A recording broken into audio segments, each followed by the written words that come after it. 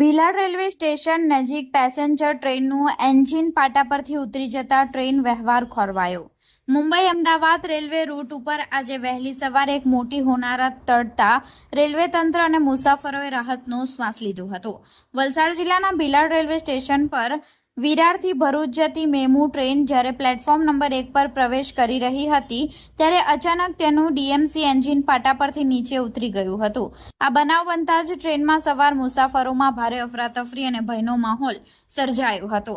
સદનસીબે સ્ટેશન નજીક હોવાના કારણે ટ્રેનની સ્પીડ ખૂબ જ ધીમી હતી, જેના પરિણામે મોટી જાનહાનિ ટળી હતી અને તમામ મુસાફરોનો આબાદ બચાવ થયો હતો।